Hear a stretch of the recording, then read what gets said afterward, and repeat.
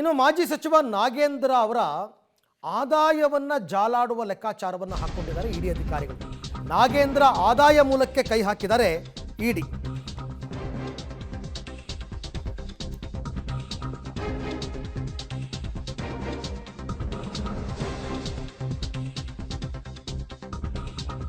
So Nagendra ಅವರ ಆದಾಯ ಮೂಲವನ್ನು ಲೆಕ್ಕ ಹಾಕ್ತಾ ಇದ್ದಾರೆ.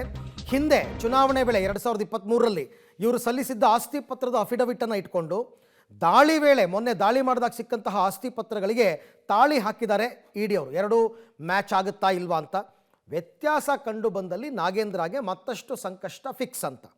ಹಾಗಾದರೆ ನಾಗೇಂದ್ರ ಅವರು ಘೋಷಿಸಿಕೊಂಡಿರುವ ಆಸ್ತಿ 2023ರಲ್ಲಿ ಏನು? ಒಟ್ಟು 17 ಕೋಟಿ 20 ಲಕ್ಷಕ್ಕೂ ಅಧಿಕ ಆಸ್ತಿಯನ್ನು ಅವರು ಡಿಕ್ಲೇರ್ ಮಾಡ್ಕೊಂಡಿದ್ದಾರೆ. ಅವರ ಹೆಸರಿನಲ್ಲಿ 17 ಕೋಟಿ 20 ಲಕ್ಷ. ಬ್ಯಾಂಕ್ ಖಾತೆ, ಇನ್ಶೂರೆನ್ಸ್, ಖಾಸಗಿ ಕಂಪನಿಯಲ್ಲಿ ಹೂಡಿಕೆಯನ್ನು ಮಾಡಿದಾರಂತೆ. ಅದನ್ನು ಕೂಡ ತೋರಿಸಿದ್ದಾರೆ. ಬ್ಯಾಂಕಲ್ಲಿ ಎಷ್ಟು ಬ್ಯಾಲೆನ್ಸ್ ಇದೆ, ಇನ್ಶೂರೆನ್ಸ್ಗೆ ಎಷ್ಟು ಇನ್ವೆಸ್ಟ್ ಮಾಡಿದ್ದಾರೆ, ಖಾಸಗಿ ಕಂಪನಿಯಲ್ಲಿ ಹೂಡಿಕೆ.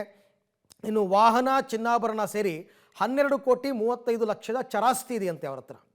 ವೆಹಿಕಲ್ಲು ಮತ್ತು ಚಿನ್ನಾಭರಣ ಎಲ್ಲ ಮೂವಬಲ್ ಪ್ರಾಪರ್ಟಿ. 4 ಕೋಟಿ 88 ಲಕ್ಷ 74 ಸಾವಿರ ಮೌಲ್ಯದ ಸ್ಥಿರಾಸ್ತಿ ಇದೆಯಂತೆ.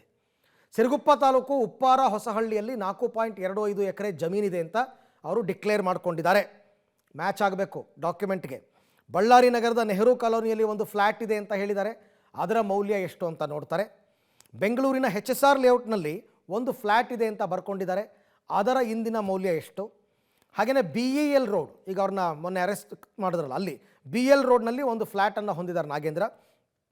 ಸ್ಥಿರಾಸ್ತಿ, ಚರಾಸ್ತಿ 17.20 ಕೋಟಿಗೂ ಹೆಚ್ಚು ಮೌಲ್ಯದ ಆಸ್ತಿ ಇದೆ. ಈಗಿನ ಆಸ್ತಿ ಮತ್ತು 2023ರ ಅಫಿಡವಿಟ್ನಲ್ಲಿರುವ ಆಸ್ತಿಯನ್ನು ತಾಳೆ ಹಾಕ್ತಾರೆ.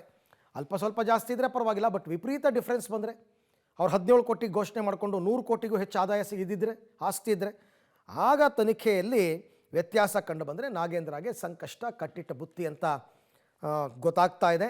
ಅದನ್ನು ಈಗ ಇಡಿ ಅವರು ತನಿಖೆ ಮಾಡ್ತಿದ್ದಾರೆ. ಆ ಥರ ಏನಾದರೂ ಇದ್ದರೆ IT ಅವರು ಕೂಡ ಇಂಟರ್ಫಿಯರ್ ಆಗಬೇಕಾಗತ್ತೆ. ಇವರು ಅದಕ್ಕೆಲ್ಲ ಆದಾಯ ತೆರಿಗೆ ಕಟ್ಟಿದಾರಾ ಇಲ್ವಾ, ತೆರಿಗೆಗಳ್ಳತನ ಏನಾದರೂ ಮಾಡಿದಾರಾ ಅಂತಂದ್ಬಿಟ್ಟು. ಸೊ ಒಟ್ಟಾರೆ ನಾಗೇಂದ್ರಗೆ ಈಗ ಸದ್ಯಕ್ಕೆ ಸಂಕಷ್ಟದ ಪರಿಸ್ಥಿತಿ ನಿರ್ಮಾಣ ಆದಂಗೆ ಕಂಡು ಬರ್ತಾ ಇದೆ ಮೇಲ್ನೋಟಕ್ಕೆ.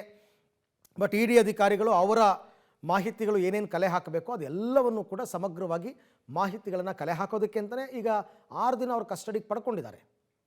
ತನಿಖೆಯನ್ನು ಅವರು ಮುಂದುವರಿಸ್ತಾರೆ. ಅದಕ್ಕೋಸ್ಕರನೇ 3 ದಿನ ರೇಡ್ ಮಾಡಿದ್ದು.